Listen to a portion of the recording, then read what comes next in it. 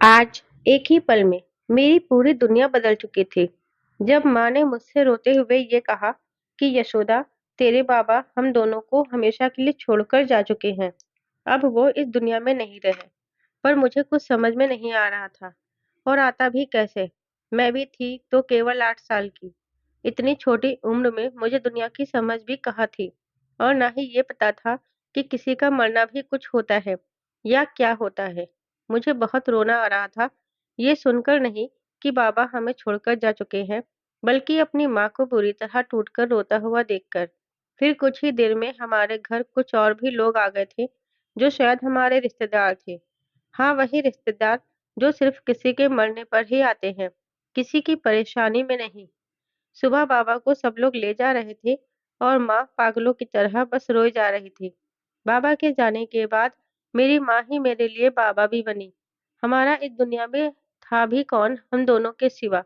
मैं तीसरी कक्षा में पढ़ती थी, अपने गांव के स्कूल में, जहाँ मेरी माँ अब चाट पापड़ी बेचा करती थी, जिससे हमारा घर खर्च चलता था। यूं ही दिन बीतने लगे और मैं अब जवान होती जा रही थी। गोरी रंगत, सुंदरता में औसत, और उस पर मेरी अल्हड़ता, जो मेरी माँ की चिंता का कारण थी कि वो मुझे अब छोड़कर कहीं भी जाने से पहले सोचने लगी थी। और लोगों के तरह तरह के तानों से भी माँ परेशान होने लगी थी, इसलिए वो मेरी शादी कर देना चाहती थी। अब लेकिन मैं अपनी माँ को छोड़कर नहीं जाना चाहती थी, तो मैं उनसे मना करती रहती थी। एक दिन मेरी माँ ने मुझे बाजार ले गई, जहाँ मुझे सुंदर सी पायल, सोने की नथ और कान के झुमके भी दिलाए, और कहने लगी कि एक सुंदर सी साड़ी भी पसंद कर ले। तो मैंने माँ से पूछा, माँ, ये सब मुझे क्यों दिला रही हो? क्या मैं कहीं जाने वाली हूँ? तो उन्होंने कहा, हाँ यशोदा, कल हम कत्की का मेला देखने जा रहे हैं, तेरी कानपुर वाली मासी के घर, और फिर मंदिर भी जाएंगे, इसीलिए तुझे ये सब दिलाया है। और मैंने कभी तुझे कुछ नया दिलाया भी तो नहीं अभी तक। मैंने प्यार से माँ को गले लगाया और मैं बहुत खुश हुई, क्योंकि पहली बार इतनी सुंदर पायल और झुमके मुझे मिले थे। वरना बाबा के जाने के बाद से नया सामान क्या होता है, ये तो मुझे याद ही नहीं था। हालांकि बाबा के सामने कुछ खास नहीं था, हमारा तो जीवन ही गरीबों में बीत रहा था। ये सब सोच ही रही थी कि माँ की आवाज कानों में पड़ी, अरे लाडो, क्या सोच रही है? चल जल्दी से सामान बांध ले, कल सवेरे ही हमें निकलना है। हाँ माँ, कर रही हूँ। माँ आज मुझे अलग ही तरह से देख रही थी, बहुत प्यार से, जैसे फिर कभी मैं उनसे नहीं मिलूंगी। फिर मैंने ज्यादा न सोचकर चुपचाप बिस्तर लगाया और सो गई। मुझे नहीं पता था कि अगली सुबह मेरे लिए इतनी डरावनी होने वाली है, जो मेरी जिंदगी बदल कर रख देगी। माँ के साथ में मैं कानपुर गई, गंगा नहाकर हम दोनों मासी के घर गए, नाश्ता किया, फिर मैं उनके कमरे में आराम करने चली गई। माँ मासी दोनों आपस में बातें कर रही थी। मैं सो गई, क्योंकि मैं बहुत थक चुकी थी। शाम को माँ ने मुझसे कहा, बेटा चल तैयार हो जो, हम लोग मंदिर जाना है। मैंने कहा ठीक है, और मैं तैयार होकर आई। फिर हम मंदिर चले गए। कुछ था जो मुझे बेचैन कर रहा था, पर क्या, वो मुझे नहीं पता था। मंदिर पहुंचकर मुझे दर्शन करवाए, फिर एक कमरे में बैठा दिया, जो मुझे थोड़ा अजीब लगा, पर मैंने कुछ कहा नहीं। लेकिन हैरानी तब हुई जब माँ ने मुझे नथ पहनने को बोला। तब मैं माँ से पूछने ही वाली थी कि सामने कुछ लोग खड़े थे, जो मुझे देखने लगे। मैं कुछ समझ नहीं पाई। तब माँ ने मुझसे कहा, बेटा, ये तुम्हारी होने वाली सास है, पैर छुओ। मेरे पैरों तले जमीन खिसक गई। ये सुनते ही आंखों में आंसू भर आए। लेकिन माँ का कहना था, तो मैंने टाला नहीं। तुरंत उनके पैर छुए। उनके साथ एक और औरत थी, कुछ 25 साल के आसपास की, सुंदर सी थी, जो मेरी होने वाली नंद थी। उनके भी पैर छुए मैंने। फिर मुझे उन्होंने ही तैयार किया, हाथों में सिंपल सी मेहंदी लगाई और गहनों से सजाकर लंबा सा घूंघट निकालकर मंडप पर ले गई, जहाँ लगभग सभी तैयारी हो चुकी थी। मुझे बिल्कुल विश्वास नहीं हो रहा था कि आज मेरी शादी हो रही है, वह भी इस तरह से, जहां मैंने अभी तक अपने होने वाले दूल्हे को भी देखा तक नहीं था। मैं अपने ससुराल आई, जहां एक कमरे में मुझे बैठा दिया गया, जो एक छोटा पुराना कच्चा चूने से पुता हुआ कमरा था। शाम को मुंह दिखाई की रस्म हुई, जिसमें कुछ औरतें मोहल्ले की आई हुई थी। मुझे देखकर सब मेरी सास से कहने लगी, जी बहू, तो तू चांद सी लाई है, तेरे तो भाग खुल गए। पर ना जाने क्यों मेरी सास को ये अच्छा न लगा, और कहने लगी, अभी क्या पता, कि किसके भाग खुले और किसके फूटे। ये सब रस्में हो चुकी थी और अब उस रस्म की बारी थी जिसके लिए हर लड़की के मन में सपने होते हैं। मगर मेरे मन में डर था और हो भी क्यों ना और हो भी क्यों ना, मुझे कुछ भी तो ना पता था मेरे होने वाले पति के बारे में। मैं ये सब सोच ही रही थी कि मेरे कमरे में किसी के आने की आवाज़ हुई। तो मैंने घूंघट से ही धीरे से देखा तो मेरी नंद थी। मुझसे कहने लगी, "बस भाभी, अब आपका इंतज़ार खत्म हुआ। दिल थाम के बैठिए, अब भैया आने ही वाले हैं।" मैं कुछ बोल ना सकी और बस मन में अजीब सी हलचल थी कि कैसे मैं किसी अनजान के साथ जीवन बिता पाऊँगी। मैं इसी उलझन में थी कि मेरे कमरे में किसी के आने की आहट हुई। एक सफेद कुर्ते पैजामे में सुंदर लंबी कद-काठी वाला पुरुष मेरी ओर बढ़ रहा था और मुझे कँपकँपी सी चढ़ रही थी। मैं कसकर अपना घूंघट पकड़े बैठी रही। तभी शायद उनकी नज़रें मुझ पर पड़ी, तो बड़ी शालीनता से मुझसे कहने लगे, "अरे आप ठीक तो हैं? आपकी तबीयत ठीक तो है?" मैंने सर हिलाकर हाँ में जवाब दिया। वो मुझे सहज करने के लिए अपनी तरफ से बात करने लगे और बोले, "अरे देखो, अभी तक मैंने तुम्हें अपना नाम तक नहीं बताया। वैसे मेरा नाम गोपाल है, लेकिन तुम जो चाहो वो कह सकती हो।" इतना कहकर वो मेरा घूंघट उठाने लगे और इधर मेरे दिल की धड़कनें तेज होने लगी थी। जैसे ही मेरा घूंघट उठा, मैंने धीरे से अपनी आंखें खोली, जो अब तक शायद शर्म से बंद थी, और जब आंखें खोली तो सामने एक गौर वर्ण लंबा चेहरा, शांत आंखें, सौम्य मुखमंडल मुझे निहार रहा था। मैं एकटक बेसुध होकर देखने लगी, फिर एकदम से ठिठक कर पलकें झुका ली। वो बोले, "शादी से पहले मैंने भी तुम्हें देखा नहीं था, लेकिन तुम इतनी सुंदर होगी, ये भी बिल्कुल नहीं सोचा था मैंने।" मैंने भी धीरे से पूछ लिया, "क्या सुंदर लगा आपको मुझ में?" "तुम्हारी प्यारी आँखें, चाँद सा चेहरा, उस पर होठों पे तिल का पहरा, तुम्हें हर तरह से खूबसूरत बनाता है।" और फिर हम दोनों एक-दूसरे के लिए समर्पित हो गए। अगली सुबह मेरी नंद ने मुझे 4 बजे दरवाजे पर दस्तक दी। मैंने झट से अपने कपड़े ठीक करके दरवाज़ा खोला और उनके पैर छुए। उन्होंने कहा, "भाभी जल्दी से तैयार होकर आइए, आपको पूजा के लिए माँ बुला रही है।" मैंने उन्हें जी दीदी कहा और तैयार होने लगी। इसी तरह दिन बीतते गए और मेरी सास के ताने मेरे लिए बढ़ते गए। न जाने ये करमजली मुझे कब मेरे पोते का मुँह दिखाएगी। 1 बरस बीत गया शादी को। मेरे लिए ये सब अब आदत हो गई थी। आज मैंने इनसे बोल ही दिया, तंग आकर, कि अब मुझसे ये सब बर्दाश्त नहीं होता। डेली अम्मा के वही ताने। अगर इन्हें इतनी ही जल्दी थी दादी बनने की, तो कोई 20 बरस की बहू लाती। क्यों ले आई मुझ जैसी 16 बरस की बहू, जो उनके अरमान नहीं पूरे कर सकती? और मेरी क्या गलती? अगर मेरी उम्र कम है, तो उन्हें तो पता था कि मैं अभी 16 की ही थी, जब मेरी शादी होने वाली थी। अरे तुम परेशान नहीं हो अम्मा की बातों से, मैं उन्हें समझा दूंगा।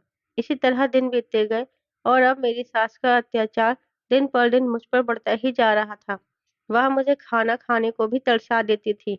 जब भी उनको कभी कहीं जाना होता था, तो वह रसोई में ताला डालकर जाती थी और मुझे घर से बाहर निकलने की भी आज़ादी नहीं थी। कभी-कभी तो पूरा दिन मैं भूखी ही रह जाया करती थी और जब इनसे कहती तो ये विश्वास नहीं करते थे मुझ पर। मैं बहुत कठिनता से अपना जीवन काट रही थी। फिर एक दिन मुझे चक्कर आने लगे। जी अजीब-सा होने लगा। मैंने अम्मा को बताया, तब उन्होंने एक दाई को बुलाकर मेरी जाँच करवाई। तब मुझे पता चला कि मैं माँ बनने वाली हूँ और मेरी सास दादी। उनकी खुशी का तो ठिकाना ही ना रहा। मेरी ज़िंदगी में ज़्यादा कुछ नहीं बदला, बस अब उनके ताने कम हो गए थे, जो शायद मेरे लिए काफ़ी था। धीरे-धीरे अब 3 महीने होने को आए थे और अचानक एक दिन मेरे पेट में ज़ोरों की दर्द होने लगी और फिर सब खत्म हो गया। उस दिन मेरा बच्चा, जो अभी तक मेरे साथ था, वो अब मुझे छोड़कर जा चुका था और मुझ पर अब मुसीबतों का पहाड़ टूटने वाला था, जिसका शायद मुझे अभी अंदाज़ा भी नहीं था। जब मेरी सास को इसका पता चला, तो वो मुझे अनेकों अपशब्द और ताने की बौछार करने लगी। "तू खा गई मेरे पोते को, तू तो चाहती ही नहीं थी कि तुझे औलाद मिले।" मैं निःशब्द खड़ी रही, अपने अंतर्मन की पीड़ा को अपने साथ लिए और अपनी दैहिक पीड़ा के साथ गिर पड़ी। जब ये आए और इनको पता चला, तो ये भी बस मुझ पर ही चिल्लाए और चले गए, मुझे कमरे में अकेला छोड़कर। मुझे उस वक़्त ऐसा लगा जैसे मेरा कोई अस्तित्व ही नहीं है, सिवाय किसी की इच्छाओं को पूरा करने के। मैं 3 दिन ऐसे ही खाना बिना खाए पड़ी रही। फिर दोबारा से घर का काम सब शुरू कर दिया, क्योंकि औरत थी ना, जिसे हर परिस्थिति में रहना और उसको सहना बचपन से ही सिखाया जाता है। अब ज़िंदगी बस चल रही थी। तभी मेरी माँ घर में आती है, जिन्हें देखकर मैं खुश भी हुई और दुखी भी। खुश इसलिए कि इस समय मुझे उनकी बहुत ज़रूरत थी, और दुखी इसलिए कि मैं उनको अपना कोई दुःख बता भी नहीं सकती थी, क्योंकि वो और दुखी हो जाती, जो मैं नहीं चाहती थी। माँ ज़्यादा देर मेरे घर नहीं रुकती थी, क्योंकि मेरी सास को उनका रुकना पसंद नहीं था, जबकि मेरी सास जानती थी कि मेरी माँ गाँव से पैदल चलकर आती है। मैंने अपनी माँ को बिना कुछ खिलाए-पिलाए ही घर से भेज दिया था, क्योंकि वो बेटी के घर का पानी तक न पीने वालों में से थी। माँ के जाने के बाद मैंने घर के कुछ काम निपटाए और फिर सोने चली गई। अगली सुबह मैंने कुछ काम करने का सोचा और फिर पता चला कि मेरे मोहल्ले की औरतें स्याही भरने का काम करती हैं। तो मैंने भी अपनी सास से ये काम करने के लिए पूछा, और उन्होंने इसके लिए हाँ कर दी। बस फिर क्या था, अब मैं प्रतिदिन अपने घर के कामों को निपटाकर स्याही भरने का काम करने लगी, और जो भी थोड़े बहुत पैसे होते, वो मैं जोड़-जोड़ कर रखती जाती। अब ज़िंदगी थोड़ी ठीक लग रही थी मुझे। हाँ, लेकिन दूसरी तरफ अम्मा इनको भड़काए भी रहती थी, जिससे ये मुझसे आए दिन अशब्द कहते रहते थे। लेकिन हद तो उस दिन हो गई, जब ये मुझ पर हाथ उठाने लगे। मुझे पता भी नहीं कि मेरी गलती क्या है, और मुझे आए दिन पीटा जाने लगा, जो अब मुझे अब बर्दाश्त नहीं हो रहा था। मैं इन सब से अब इतना ज़्यादा तंग आ गई थी कि अब मैं जीने से ज़्यादा मरना पसंद करने लगी थी। और एक दिन मुझे मौका भी मिल गया। मेरी सास अपनी बहन के घर गई थी, और मेरे पति काम पर। मैं भी घर में अकेली थी। मेरे घर की दीवारें सब छोटी-छोटी थी, चारों ओर की, तो मुझे डर भी लग रहा था, क्योंकि रात होने को आई और मेरी सास मेरे कमरे में भी ताला लगाकर गई थी। मेरे पास बस दिया जलाने के लिए मिट्टी का तेल था, तो उससे ही मैंने आग लगा ली और सोचा अब ज़िंदगी को हमेशा के लिए ख़त्म ही कर दूँगी। पर शायद ईश्वर को कुछ और ही मंज़ूर था। आग मेरे कपड़ों में लग ही पाई थी कि मोहल्ले की औरतें आ गई और पानी डालने लगीं। तब तक मेरी सास भी आ गई थी। सब मुझसे पूछने लगे कि बहू कैसे हुआ? ये सब तो मुझे झूठ बोलना पड़ा कि दिया जलाते समय गलती से लग गई। ये सुनकर सब हिदायत देकर चली गईं, पर मेरी सास उल्टा मुझे खरी-खोटी सुनाने लगी। जब मेरे पति आए तो उन्होंने भी खरी-खोटी सुनाने में कोई कसर न रखी। अब मैं हर दिन बस मौके की तलाश में रहने लगी, अपनी जान देने को। और फिर एक दिन हम सब गंगा स्नान को गए। वहाँ मैं गंगा जी में कूद गई और लगभग डूब भी गई थी, और अब स्थिति वो आ गई थी, मैं छटपटाने लगी। तभी मेरी सास ने मुझे देख लिया और शोर मचाने लगी। वहाँ पर लोग जमा हो गए, मुझे बाहर निकाला, और एक बार फिर मेरी कोशिश नाकाम हो गई। मैं चैन से मर भी नहीं पा रही थी। इसी तरह मैं धीरे-धीरे अब ज़िंदगी से हार मानती जा रही थी। इन्हीं सब के बीच एक दिन मेरी मौसी सास ने मुझे और मेरे पति को घर बुलाया, अपने यहाँ। हम दोनों गए। वहाँ उनका एक लड़का भी था, जो मेरा देवर था रिश्ते में और इन्हीं के हमजोली का था। वह मुझे भाभी-भाभी कहकर हर बात पर मुझसे मज़ाक किया करता था। हालाँकि उसका कोई गलत इरादा ना था, लेकिन फिर भी इनको उसका मुझसे हँस-हँस कर बात करना अच्छा नहीं लग रहा था। मुझे यह बात पता चल गई थी, इसलिए मैं कभी भी उसे हँसकर बात नहीं करती थी। लेकिन फिर भी इनको न जाने क्यों मुझ पर शक रहने लगा था। हम वहाँ से चले आए। अपने घर तब से ही मुझ पर अजीब तरह से बर्ताव करने लगे, जैसे यह मुझ पर हमेशा शक करने लगे। मेरे चरित्र को लेकर के अनोखों बातें करने लगे। मुझसे सब कुछ बर्दाश्त था, लेकिन अपने चरित्र पर दाग लगना बिल्कुल नहीं। तो मैंने स्पष्ट रूप से इनसे पूछ लिया कि मैंने ऐसी भी क्या गलती कर दी, जो आप आए दिन मुझे इस तरह से कहते रहते हैं। तो वह कहने लगे कि मुझे तुम पर विश्वास नहीं रहा। मैं तुम्हारे साथ नहीं रहना चाहता। मैं तुमको तलाक देना चाहता हूँ।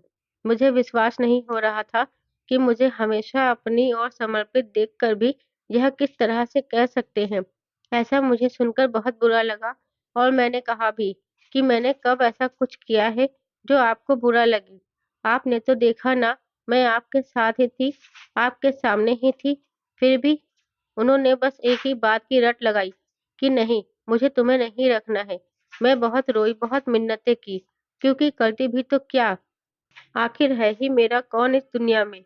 एक मेरी माँ, जिनके पास खुद के खाने के पैसे नहीं थे। ये बड़ी बात थी। न जाने वह कैसे अपना जीवन गुजर-बसर कर रही होंगी। और कैसे मैं उनके घर चली जाती। ये कहती कि माँ, मैं अभी यहीं पर रहूँगी। और वैसे भी एक शादीशुदा बेटी शादी के बाद मायके में रहकर तो वहाँ पहाड़ से ज़्यादा भारी बोझ बन जाती है, और मैं अपनी माँ पर बोझ नहीं बनना चाहती थी। तो मैं हर संभव कोशिश करती कि मैं अपने पति को खुश रखूँ और वहाँ पर पड़ी रहूँ, चाहे जिस हाल में रहूँ। मैं जैसे भी रहूँ, लेकिन शायद उनको यह मंज़ूर नहीं था।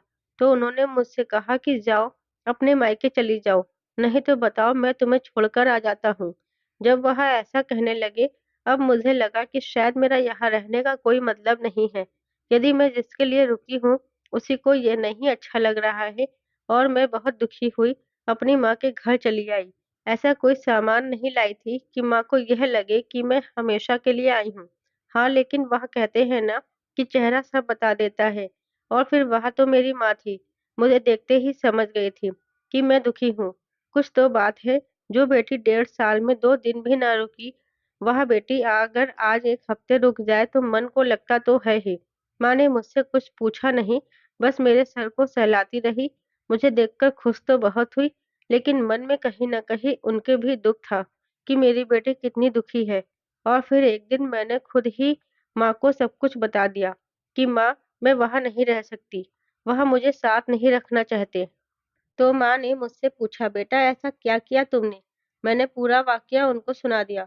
मेरी कोई गलती नहीं थी, लेकिन सज़ा मुझे ज़रूर मिली, और मिलती भी क्यों ना, आखिर एक औरत थी मैं, और सज़ा तो हमेशा औरतों के हिस्से ही आई है। पुरुष चाहे कितना गलत रहा हो, उसे क्या फ़र्क पड़ता है? औरत गलत ना होते हुए भी सज़ा की हकदार हो जाती है। यही तो रीत है ना, हमारे पुरुष प्रधान समाज की, जो शायद मुझे भी माननी पड़ी। अब मुझे आसपास के मोहल्ले के लोग भी ताने देने लगे थे कि कितने दिन से तू यही है, ससुराल नहीं जाएगी क्या? और मैं उनसे कुछ भी ना कहती। मेरी माँ ही उनका जवाब दिया करती थी। मैं कभी किसी से कुछ भी ना कहती, क्योंकि मैं अंदर से बहुत टूट चुकी थी। मुझे किसी से कुछ कहना, सुनना, साथ बात करना अब अच्छा नहीं लगता था। और कहती भी तो क्या, कौन सा कोई समझ ही लेता मेरी बात को, सब मुझे ही दोष देते हैं उल्टा। तो मैंने अब चुप्पी साध ली थी और किसी से कुछ भी न कहती, यहाँ तक अपनी माँ से भी कुछ न कहती। मेरी माँ मेरा दुःख सब समझती थी, मुझसे कहती भले ही ना थी कि मैं दुखी हो जाऊँगी, लेकिन सब समझकर चुप हो जाया करती थी, और कभी मुझसे कोई सवाल भी ना पूछा। आगे क्या करेंगे, शायद हम दोनों ने ही कुछ नहीं सोचा था, और बस अपनी ज़िंदगी जिए जा रहे थे। यूँ ही महीने बीत रहे थे, और हमारी ज़िंदगी का भविष्य क्या था, ये हमें कुछ पता भी ना था। फिर 2-3 महीने बाद मेरे पति मेरे घर आए और मुझसे कहने लगे कि चलोगी मेरे साथ? चलो अच्छा, मैं तुम्हें रखने के लिए तैयार हूँ, लेकिन जैसा मैं कहूँ वैसे रहना होगा।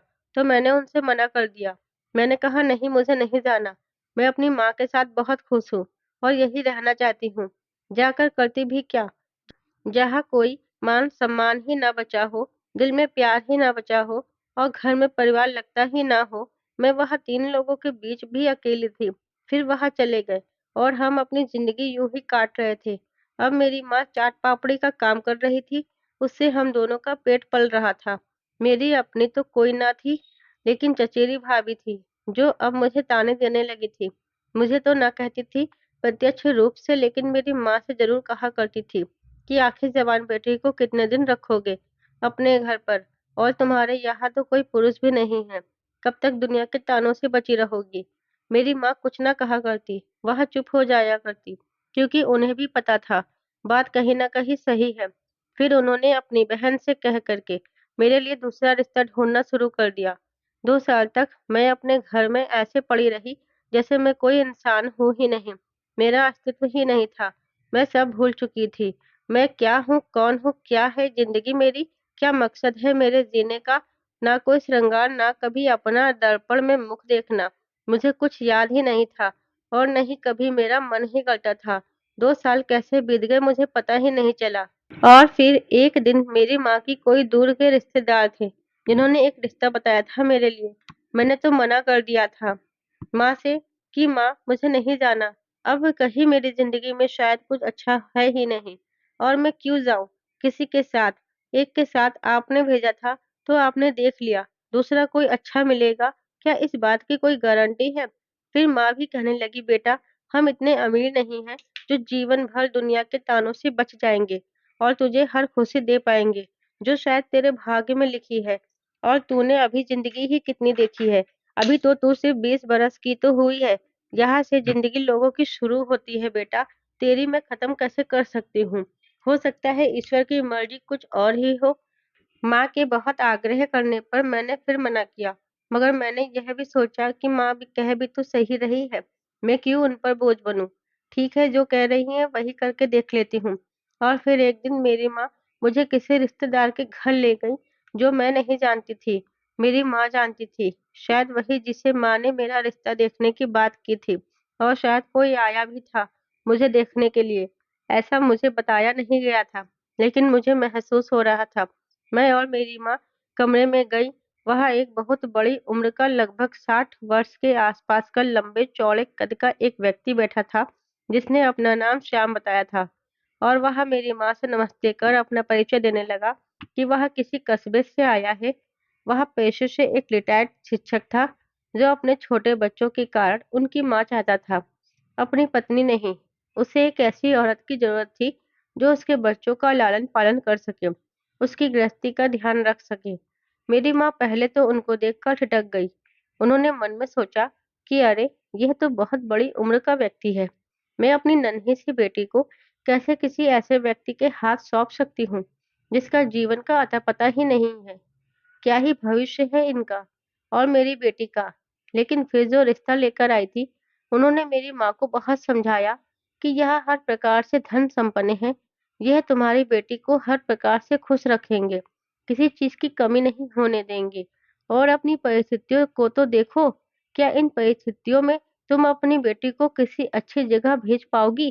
क्या तुम अपनी बेटी को हर खुशी दे पाओगी? जहाँ तुम्हारे खाने के खुद के लाले पड़े हैं, वहाँ तो अपनी बेटी की हर खुशी किस तरह से पूरी कर पाओगी? और कहते हैं ना कि एक माँ सब कुछ कर लेती है, लेकिन अपनी बेटी की खुशियों को कभी आँच नहीं आने देती। मेरी माँ ने भी अपनी गरीबी के बारे में सोचा और जो हमारी परिस्थितियाँ थी, उनके बारे में सोचा।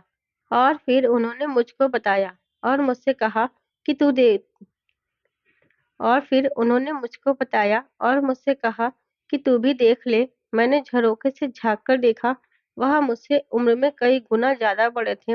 वैसे चुनाव के लिए देखा जाए तो मैं कभी नहीं जानना चाहती थी ऐसी ज़िंदगी, जो मुझे नहीं पता कि मैं शायद वह रिश्ता निभा भी पाऊँगी कि नहीं।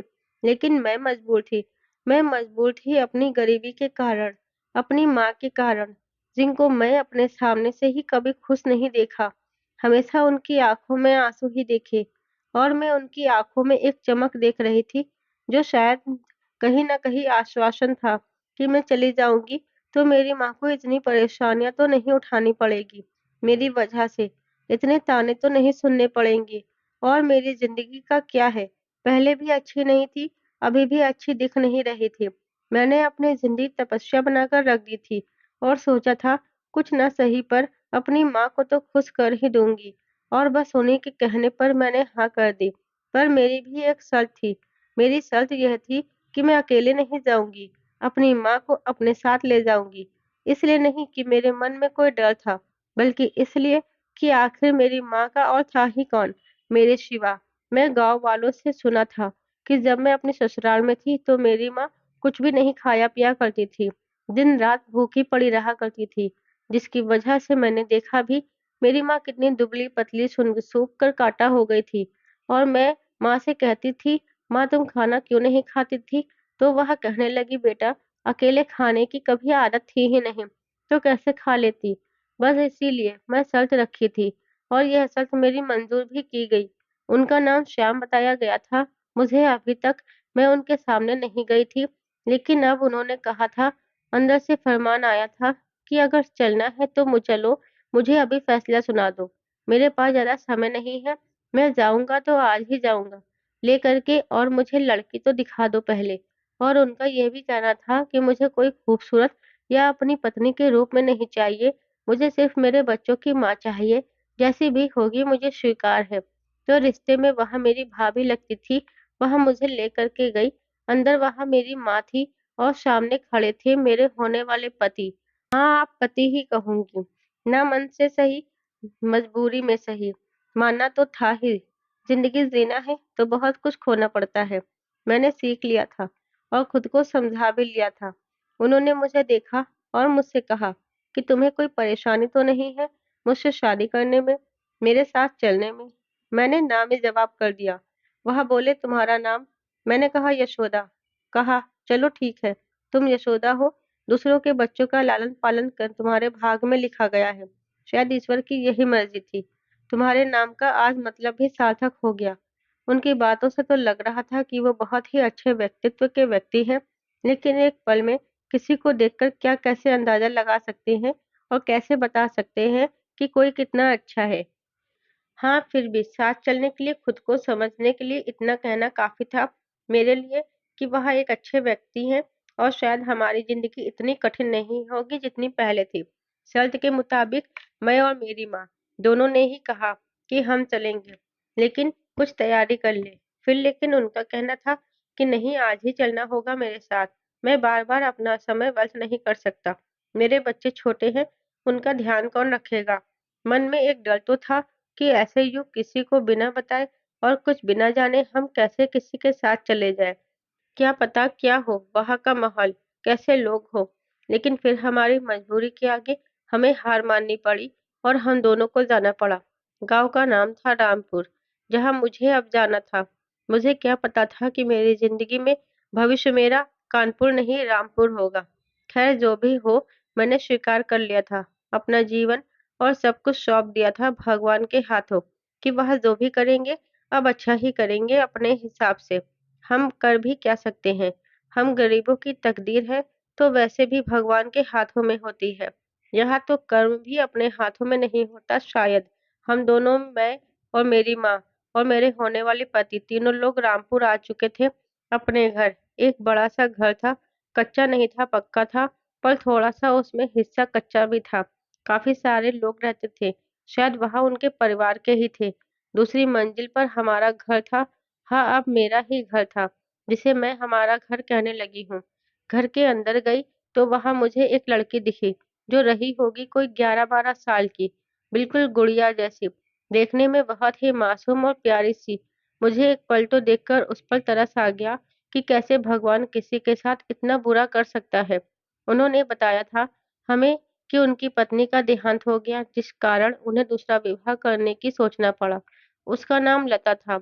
हाँ, यही मुझे बताया गया था। तो मैंने प्यार से लता के सर पर हाथ रखा और अंदर आई। लता को श्याम ने बताया कि लता, आज से तुम्हारी यह माँ है। मैं खुद यह समझ सकती थी कि कैसे कोई लड़की एक पल में किसी को माँ मान लेगी, पर शायद जिस तरह मेरी मजबूरी थी उसकी माँ बनना, उसकी भी मजबूरी ही थी मुझे अपनी माँ स्वीकारना। मुझे वहां 2 बच्चे बताए गए थे जो मुझे पालने थे, लेकिन यहाँ आकर तो मुझे जो पता चला उससे मैं हैरान ही थी, क्योंकि यहाँ पर 6 बच्चे थे जो मुझे पालने थे। हाँ, मैं आज से 6 बच्चों की माँ हूँ। जिंदगी भी ना कब कैसी हो जाए, कैसा मोड़ ले ले, कोई सोच भी नहीं सकता। अब मैंने भी कहाँ सोचा था कि अभी 2 दिन पहले की मैं 20 वर्ष की अल्हड़ सी एक लड़की, जो अब 6 बच्चों की माँ बनेगी। माँ बनना कोई छोटी बात नहीं है, बहुत बड़ा दायित्व होता है। बच्चों को बड़ा करना, उनका पालन पोषण करना, उनमें संस्कारों को स्थापित करना, जो अब मेरे कंधों पर था। मैं यह सब सोच ही रही थी कि इतने में लता आई और मुझसे कहने लगी कि आप कुछ खाएंगी माँ? मैं आपके लिए कुछ बना दूं? तो मैं उसके सर पर हाथ फेर कर कहने लगी, नहीं तुम मत करो, अब मैं आ गई हूँ ना, मैं करूँगी, तुम्हारी माँ है ना, यह करने के लिए। तुम बैठो, क्योंकि मुझे किचन का कुछ पता नहीं था कि क्या सामान कहाँ रखा है। तो लता मेरे साथ ही थी और मुझे बताती जा रही थी कहाँ पर क्या रखा है। मैं बहुत दूर से आई थी, थकी हुई भी थी। तो श्याम, जिन्हें मैं लता के पापा कहकर संबोधित करने लगी थी, तो वह कहने लगे कि यशोदा, अभी तुम थकी हुई हो तो अभी ऐसा करो, तुम केवल पूड़ी बना लो और मैं दही लेकर आता हूँ। दही पूड़ी खा लेते हैं, फिर हम सब लोग आराम कर लेंगे। फिर कुछ देखना। मैं आटा गूंथकर पूड़ी बेलने जा ही रही थी कि लता आ गई और वह बेलने लगी। तो मैंने उसे मना भी किया, पर वह नहीं मानी और कहने लगी, कोई बात नहीं माँ, अभी आप थकी हो ना, तो अभी मैं थोड़ा आपका हाथ बटा सकती हूँ। और इस तरह मैं पूड़ी निकालती गई और पूरियां बनकर तैयार हो चुकी थी। सबने हाथ मुंह धोकर दही पूरी खाया और फिर आराम करने लगी। मैंने लता से पूछा, लता, और कौन कौन है तुम्हारे घर में? तुम्हारे भाई कौन कौन है? तो बताने लगी कि हम 6 भाई बहन हैं, जिसमें सबसे बड़ा उसका भाई है जय, विजय, फिर लता, और उसके बाद रोहन, और उसकी छोटी बहन जो केवल अभी 3 ही वर्ष की थी, सुमन, और उससे भी सबसे छोटा भाई उसका शुभम, जो अभी 6 महीने का था, जिसे माँ रोता हुआ छोड़कर इस दुनिया में अकेली चली गई। तो मैंने लता से पूछा कि लता, सुमन कहाँ है? और बाकी तुम्हारे भाई कहाँ हैं? और वह सबसे छोटा है, जो वो कहाँ है? तो वह कहने लगी कि सबसे छोटा वाला भाई तो बुआ के घर पर है, और सुमन वहाँ सो रही है। मैंने उसको दूध दिया था, पीकर सो गई। और जय विजय भैया वहाँ दोनों बाहर कहीं होंगे, और रोहन रोहन भी कहीं खेल रहा होगा शायद। मैंने उससे पूछा, लता, खाना कौन बनाता था तुम्हारे सबके लिए? तो वह कहने लगी कि कभी-कभी बुआ बना दिया करती थी, और हमेशा भैया, मैं और पापा मिलकर बनाया करते थे। बहुत ही दया आई मुझे सब सुनकर। फिर मैंने मन ही मन कहा, चलो ठीक ही है, मैं यहाँ आई, कम से कम मेरी जिंदगी की कमी ना पूरी हुई तो क्या, उनकी जिंदगी की कमी तो मैं पूरी कर ही सकती हूँ। और फिर मैं जाकर के लता के साथ लेट गई। वह भी थकी हुई थी शायद, तो उसकी आंख लग गई और सो गई। और मुझे भी थकान थी, तो मैं भी थोड़ी देर के लिए सो गई और सब कुछ भूल गई थी। क्या है, कहाँ हूँ मैं? पर सपनों में खो गई थी। सुमन के रोने से मेरी आँख खुली तो मैंने देखा, कहा कौन रो रहा है? फिर मुझे याद आया कि अरे सुमन थी न, छोटी सी गुड़िया रानी जिसे लता ने बताया था मुझे, सो रही थी। मैंने झट से देखा, तखत पर वहां बैठकर रो रही थी, अपनी आंखें खोलते हुए। बेचारी छोटी थी ना, तो उसे क्या पता परिस्थितियां कितनी विषम थी।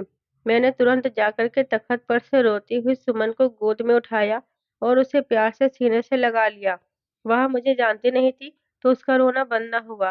फिर मैंने जाकर के लता को जगाया और लता उठी। उसने सुमन को गोद में लिया और चुप कराया।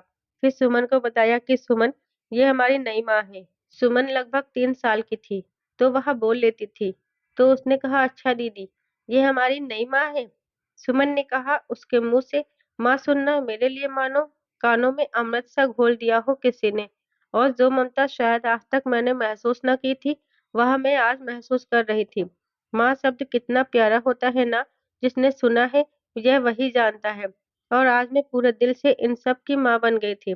इन सब ने चाहे मुझे अभी तक अपनाया ना हो, पर मैंने तो सबको अपने दिल से अपना लिया था, पूरी तरह। और मुझे अपनी जिंदगी से कोई शिकायत नहीं थी। भाग्य था जैसा भी था, पर इन बच्चों को देख करके मेरा हृदय प्रसन्न हो गया था। अब मैं जब भी सुमन को गोद लेती तो वह प्यार से मेरी गोद में आ जाया करती थी और प्यार से मुझे माँ माँ कहा करती थी, जो मुझे बहुत ही अच्छा लगता था। उसके मुंह से अपने लिए माँ सुनना मानो पूरी जिंदगी की तपस्या का फल दे दिया हो मुझे ईश्वर ने। अब मैं घर के साफ सफाई में जुड़ गई, क्योंकि घर लता ने बहुत अच्छे से साफ किया था। लेकिन फिर भी आखिर थी तो वह छोटी सी बच्ची ही, कितना साफ करती। घर में काफी जगह पर जाला लगा हुआ था, किचन गंदा था, घर काफी गंदा हो चुका था। तो मैंने सोचा धीरे धीरे इसको साफ किया जाए, और फिर मैं जुट गई किचन की सफाई में। मैं किचन की सफाई करके खुद को साफ किया, नहाया धोया, और फिर शाम हो चली थी। अब चाय बनाई, बच्चों के लिए नाश्ता बनाया उनसे पूछ कर, और इस तरह से खाया पिया। इन सब ने दिन कैसे गायब हो गया पता ही नहीं चला। रात हो चली थी, अब सब बच्चों को सुलाना था। वह काम लता ही करती थी, सबको एक साथ लाइन से सुलाना, सबसे ज्यादा सबको सब कुछ देना। लता छोटी थी, लेकिन अपने घर की बड़ी थी। बड़े भाई उसके जय विजय बड़े जरूर थे, लेकिन कभी ध्यान नहीं दिया, उसके काम में मदद नहीं किया जल्दी। मुझे लगा ही नहीं कि ये दोनों बड़े भैया उसके हैं, क्योंकि उनसे ज्यादा तो लता समझदार थी। वह जिम्मेदारी निभाती थी। बच्चों का कमरा अलग था और हमारा कमरा अलग था। मेरी माँ बच्चों के कमरे में उनके साथ सोया करती थी, और हम और लता के पापा एक अलग कमरे में रहते थे। मुझे डर तो बहुत लगा कि अपने से इतने बड़े उम्र के व्यक्ति के साथ अलग कमरे में, और फिर जहाँ समर्पण ना हो वहाँ, लेकिन फिर रहना पड़ा, मजबूरी थी। न चाहते हुए भी अपना समर्पण दिखाना पड़ा, और एक अनचाहे रिश्ते में बंधना पड़ा। अगली सुबह जल्दी उठ करके सारा घर का काम निपटाया। मैंने जैसे कैसे बच्चों को स्कूल जाना था, उनका टिफिन, घर की साफ सफाई, पूजा, और उसके बाद अनेकों काम होते हैं जो वहां मैं करने लगी। लता के पापा रिटायर्ड टीचर थे, फिर भी वह बच्चों को ट्यूशन पढ़ाया करते थे, जो कि एक कमरे में 2-3 बैच चलते थे उनके।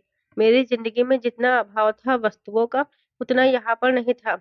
यहाँ की रसोई भी संपन्न थी, घर में घी, डालडे के पीपे लगे रहते थे, किसी भी चीज़ की कमी ना थी, पहनने-ओढ़ने के लिए जेवर कपड़े भी अच्छे ही थे। लता के पापा ने मुझे अगले ही दिन चाबी सौंप दी थी और मुझे तिजोरी की ओर दिखाकर कहा कि आज से यह सब तुम्हारा है। तुम जो चाहे वहाँ पहन ओढ़ सकती हो। तुम इस घर की मालकिन हो। उनका इस तरह से मुझ पर विश्वास करना मेरे दिल में उनके लिए और इज्जत बढ़ा गया था कि एक ही दिन तो हुआ था जहाँ मैं पूरी तरह से किसी पर विश्वास नहीं कर पा रही थी। उन्होंने मुझे अपनी तिजोरी तक पकड़ा दी थी। 2-4 ही दिन बीते थे कि उसके बाद चौथे की रस्म के लिए मुझे अपने मायके भी जाना था, क्योंकि वहाँ पर मेरी चचेरी भाभी तो चचेरे भाई सब लोग थे।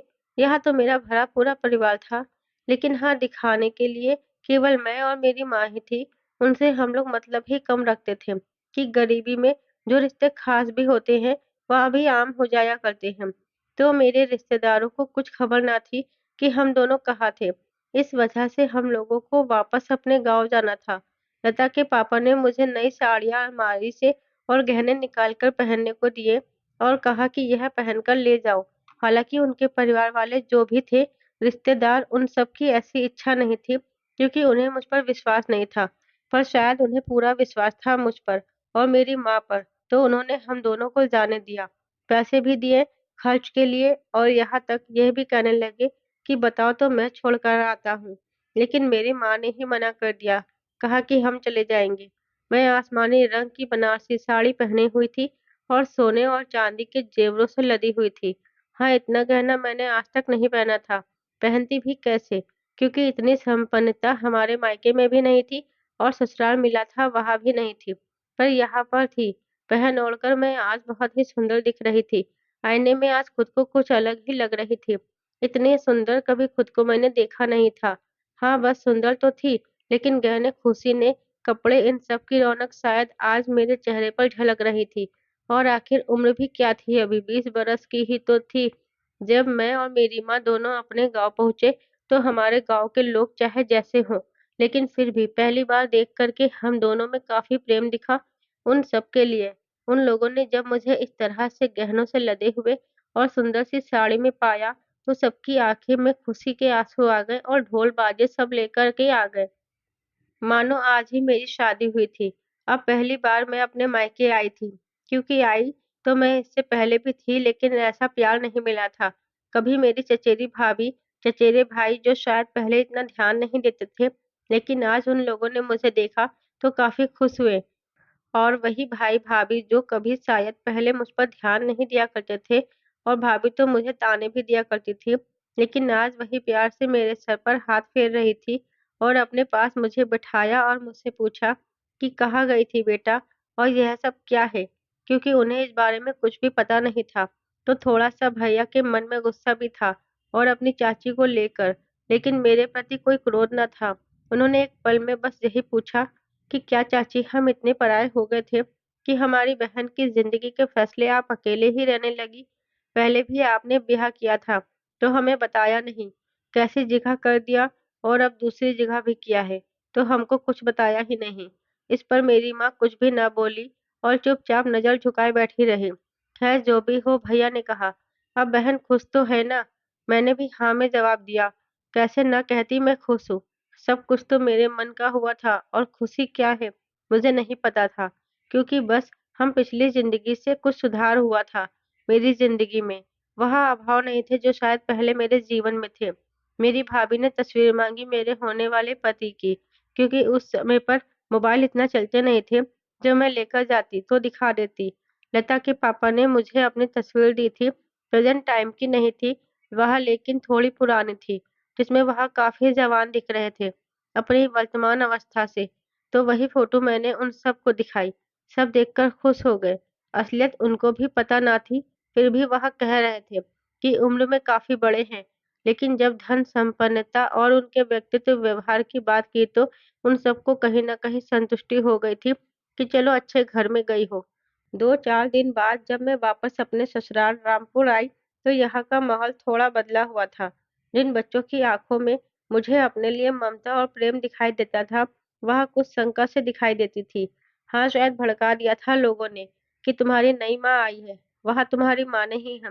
भड़काने वाले तो आसपास बहुत ही होते हैं ना। तो जिस लता की आंखों में मैंने खुशी, चमक, प्रेम अपने लिए देखा था, आज वह थोड़ा-सा बुझी मुझे दिख रही थी।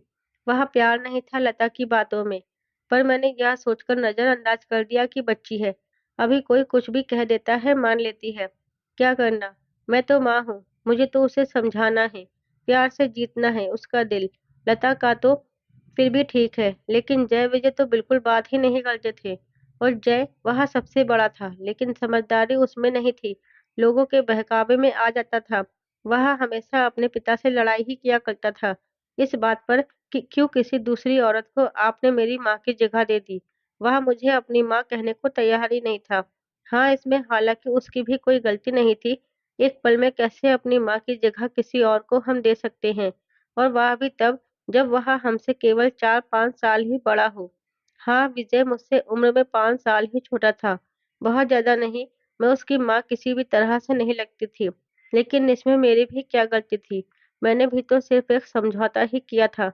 हाँ, लेकिन इन बच्चों को समझाना अभी कौन, यह बात आजकल कोई अच्छे समझता ही कहाँ है।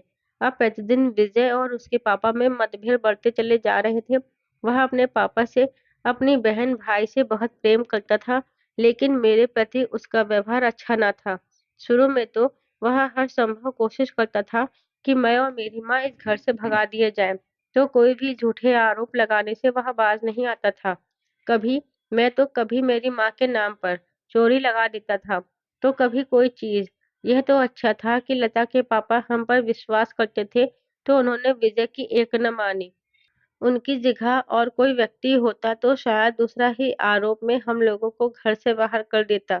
हम लोग ऐसे नहीं थे, गरीब ज़रूर थे, लेकिन गलीचियत नहीं थी हमारे हृदय में। पर वह कहते हैं ना, वक़्त आपका खराब हो तो कुछ भी हो जाया करता है। लता के पापा को उनके आस-पास के रिश्तेदारों ने बहुत कहा कि कैसे लोगों को ले आए हो, इनका क्या ही विश्वास है, इनको छोड़ दो, घर से निकाल दो। लेकिन उन्होंने किसी की ना सुनी, और उन्होंने देखा तो बस हम दोनों का सुंदर मन और अपनी गृहस्थी। इस तरह से हम दोनों के बीच समझौता हो रहा था, और मैं समझा चुकी थी अपने मन को पूरी तरह से कि अब चाहे जो भी हो जाए, जितनी भी परेशानी आ जाए, चाहे त्याग मेरा जीवन ही पूरा क्यों ना बन जाए, अब यहाँ से छोड़कर मुझे कहीं नहीं जाना है। तो इस तरह मेरे जीवन में परेशानी आए दिन आती रही, लेकिन उन सबको प्यार करने की ईश्वर ने मुझे शक्ति दी थी, और ज़िंदगी के हँसी-खुशी 4-5 साल बीत गए। लता भी अब बड़ी हो चली थी। वह मुझे जो 11-12 साल की बच्ची मिली थी, आज वह 16 साल की हो गई थी।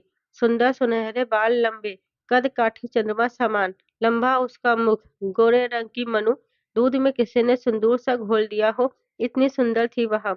लता के पापा को उसकी शादी की भी अब चिंता होने लगी थी, तो वह उसके लिए रिश्ता ढूँढने लगे थे। मैंने उनसे कहा भी कि लता अभी बहुत छोटी है, पर उन्होंने कहा कि नहीं, हमारे यहाँ लड़कियों की शादी 17-18 साल में ही होती है, और रिश्ता ढूँढते-ढूँढते 1-2 साल तो लग ही जाते हैं। लगभग 2 साल के बाद उन्होंने एक रिश्ता ढूँढ लिया जो लखनऊ का था। अच्छा लड़का था, उससे लता की जोड़ी बहुत अच्छी थी। लड़के का नाम राजेश था, देखने में लता के समान ही वह भी सुंदर, गोरा, लंबी कद-काठी वाला था। एक नज़र में पसंद आ जाए, हाँ, ऐसा था स्वभाव भी उसका बहुत अच्छा था। तो कुछ ही दिनों में लता और राजेश की चट-मंगनी पट ब्याह भी हो गया। लता और मैं विदाई में बहुत गले लगकर एक दूसरे के रोए। लोग कह ही नहीं रहे थे कि ये दोनों माँ बेटी हैं, कहते थे मानो दोनों सगी बहनें हों। इस तरह से रो रही हों, और हमारी उम्र में भी ज़्यादा फ़र्क भी ना था, तो हम दोनों एक जैसे भी लगते थे। सुमन, जो पहले छोटी-सी थी, वह अब 8 वर्ष की हो चुकी थी, लेकिन थी तो फिर भी छोटी ना। दीदी के पीछे-पीछे घूम रही थी। दीदी, मुझे भी चलना है आपके साथ। मैं बड़ी मुश्किल से रोती हुई सुमन को गोद में उठाया और समझाया कि दीदी कुछ ही दिन में आ जाएंगी। सुमन, तुम रो ना, इस तरह से उसे समझाने लगी, पर वह समझने वालों में से नहीं थी। वह तो बस रोई जा रही थी, और रोते-रोते मेरी गोद में सो गई। उसके बाद हम लोगों ने विदाई की। लता की विदाई के बाद मानो लता नहीं गई हो, घर से सारी खुशियाँ, सारी रौनक ही चली गई हो। बेटी की विदाई के बाद वैसे भी घर में रहता है तो बस सन्नाटा। अकेले तो मैं हो गई थी लता के बिना, लेकिन मुझसे भी ज्यादा अकेली हो गई थी तो वो थी सुमन, जो हर वक्त दीदी दीदी किया करती थी। अब मुझे अकेले ही सब कुछ संभालना था, सुमन को भी। और मैंने पूरा प्रयास किया और मैं कामयाब भी हुई। इस प्रयास में मैंने सबको पहले की तरह संभाल लिया और सब कुछ अच्छा था, बस कुछ अच्छा नहीं था। तो वही है कि जय और विजय मुझे अपना नहीं मान पा रहे थे। शुभम, जो मेरे आते समय गोदी में 6 महीने का था, वह लगभग अब 6 साल का हो गया था। प्यारा सा, बहुत ही सुंदर था। उसको तो देखकर मन मोह ले, ऐसी प्यारी सी उसकी सुंदर सी मुस्कान थी। गोरा, बड़ा प्यारा सा आता था और मामा किया करता था। धीरे धीरे दिन बीते गए और एक दिन वह हुआ जो शायद नहीं होना चाहिए था। कई दिनों से मेरी तबीयत कुछ खराब चल रही थी। पेट में अजीब सा दर्द हो रहा था, तो मैं वहां के सरकारी अस्पताल में दिखाने चली गई। और वहां मुझे जो पता चला, वह सुनकर मेरे होश उड़ गए, क्योंकि उन्होंने मुझे बताया कि मैं 2 महीने से गर्भवती हूँ। मेरी एक बेटी थी जिसकी शादी हो चुकी थी, और ऐसे समय में मैं कैसे ऐसा कर सकती थी। लेकिन उस समय हम लोगों में इतनी जानकारी नहीं थी, किस तरह से कुछ भी हम रोक सकते थे। मुझे इसके लिए बहुत शर्मिंदगी हो रही थी और मैं चाह रही थी कि ये बच्चा दुनिया में ना आए। लेकिन फिर लता के पापा ने मुझे समझाया कि कुछ भी हो, तुम्हारा अपना बच्चा भी तो एक होना ही चाहिए ना। तुम्हें नहीं लगता है ऐसा? मैंने साफ कह दिया कि नहीं, मुझे ऐसा नहीं लगता। यह सब बच्चे भी तो मेरे ही हैं। उन्होंने कहा, तुम बिल्कुल सही कह रही हो, सब तुम्हारे ही है। लेकिन ईश्वर जो करता है वह अच्छे के लिए ही करता है। क्या, और क्या पता उसकी क्या मंशा छुपी है इसके पीछे। मैंने काफी सोचा इसके बारे में, फिर मुझे बातें याद आ गई जो मेरी सास मुझे ताने दिया करती थी कि तू तो बांझ है, तुझसे तो एक बच्चा भी जन्म ना दिया जाएगा। यह सब सोचकर मैंने इस बच्चे को दुनिया में आने दिया। हाँ, मुझे पता था कि इसकी वजह से हम सबको काफी दिक्कत तो होने वाली थी। समाज में काफी कुछ सुनने को मिलने वाला था। और समाज को छोड़ो, पहले अपने ही घर में जब बच्चों को पता चली, तो विजय बहुत गुस्सा हुआ। उसने बहुत लड़ाई की अपने पिता से। और क्यों ना करता, कहीं ना कहीं वह सही था अपनी जगह पर। मैं समझ सकती थी उसके बाद, लेकिन शायद वह नहीं समझ रहा था हमारी समस्या। पर लता के पापा ने मेरा पूरा साथ दिया इस मामले में, और विजय को चुप करवा दिया। और फिर बहुत सारी दिक्कतों के बाद इस बच्चे का जन्म हुआ, जो बहुत ही सुंदर रूप लेकर आया हुआ था। ऐसा रूप कि देख करके सब जितनी घृणा किया करते थे, अब उतना ही प्रेम करने लगे थे उससे। उसका नाम हमने मोहन रखा था, क्योंकि वह किसी को भी मोह ले ऐसी क्षमता थी उसमें। लता के ससुराल जब यह खबर पहुंची, तो मैं समझ सकती हूँ कि थोड़े ताने तो उसे भी सुनने को मिले होंगे, लेकिन उसे इससे कोई फर्क न पड़ा। वह बहुत खुश थी।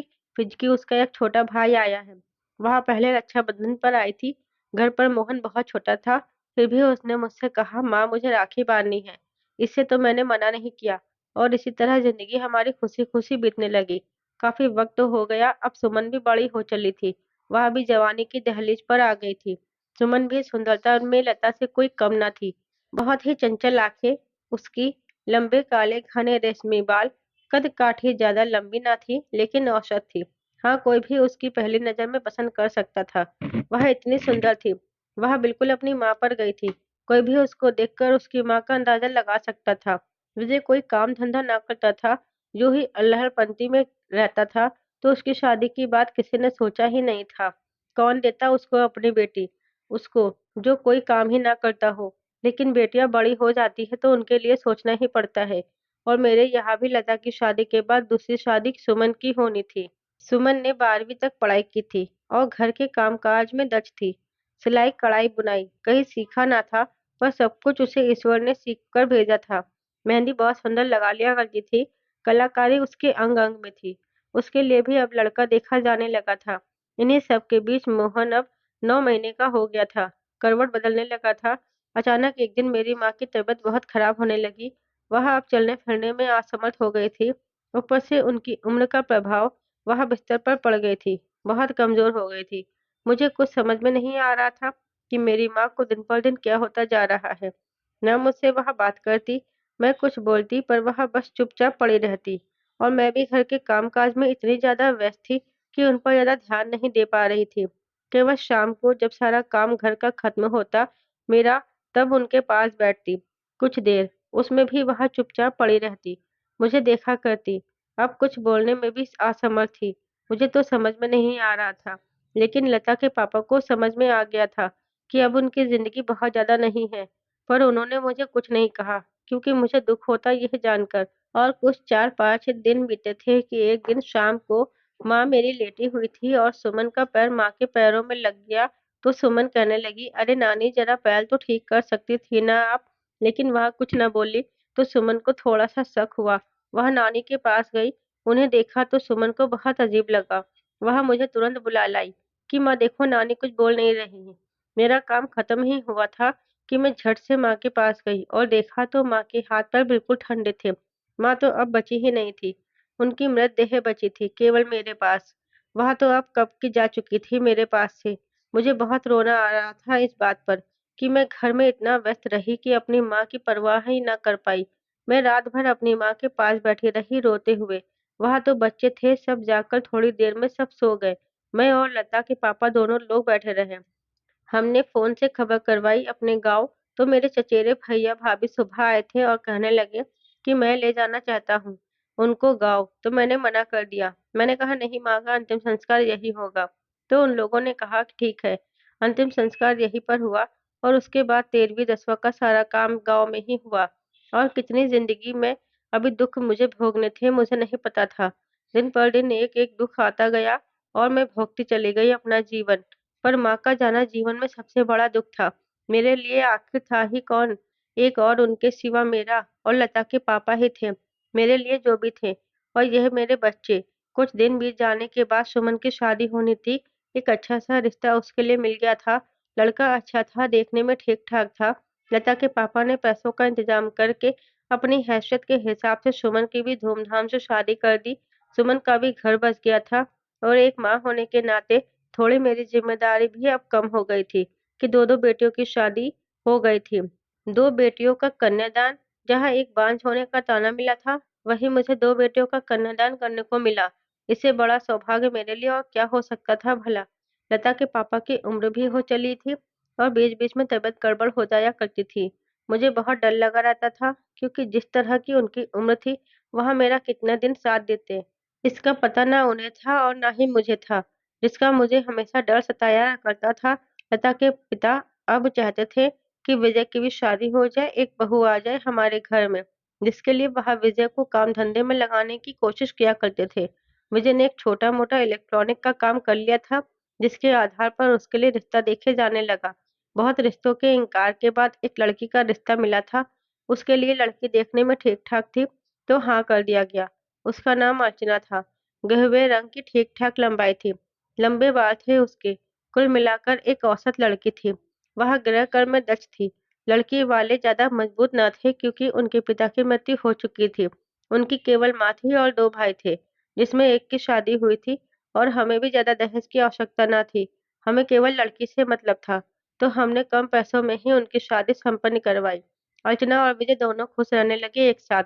दोनों की एक-दूसरे से काफ़ी बनती थी, मानो ईश्वर ने एक-दूसरे के लिए ही बनाया हो। काफ़ी समय बीत गया।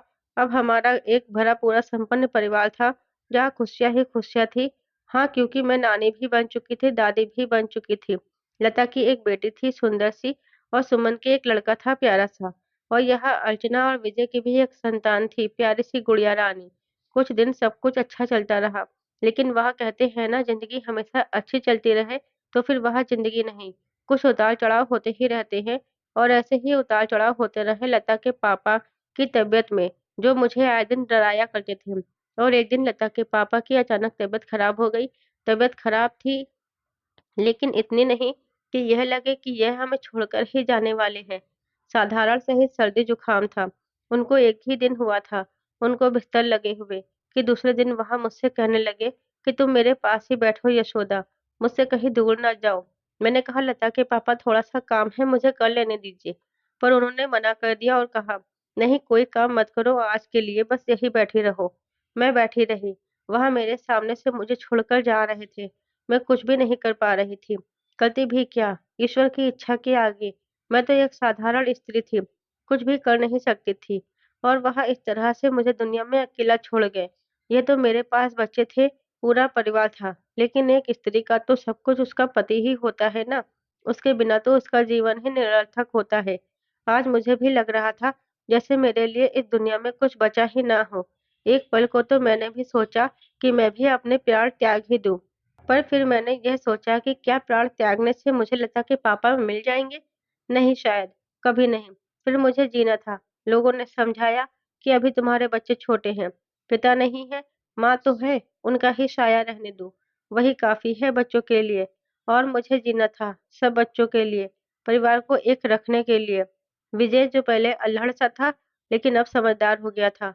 हाँ, बेशक मुझे वह अपनी माँ का दर्जा ना दे पाया हो, लेकिन अब मुझसे कभी लड़ाई नहीं करता था। थोड़ी गंभीरता आ गई थी उसमें। लता के पापा रिटायर्ड टीचर थे, जिस वजह से उनकी पेंशन की आधी पेंशन मुझे भी मिलने लगी थी। अब घर खर्च भी कोई बहुत ज्यादा समस्या ना थी, लेकिन जीवन में खालीपन था, जब शायद कभी न भरने वाला था। बच्चे सब प्यार करते थे मुझे, कभी किसी ने यह एहसास नहीं दिलाया कि मैं यशोदा हूँ। सबने सदा देवकी की तरह ही मुझे रखा। तो दोस्तों, उम्मीद करती हूँ आपको मेरी कहानी पसंद आई होगी। कहानी पसंद आई है तो वीडियो को लाइक और शेयर करें। चैनल पर नए हैं तो चैनल को सब्सक्राइब जरूर करें। साथ ही बेल आइकन को प्रेस करें, जिससे वीडियो की अगली अपडेट सबसे पहले आपको मिले।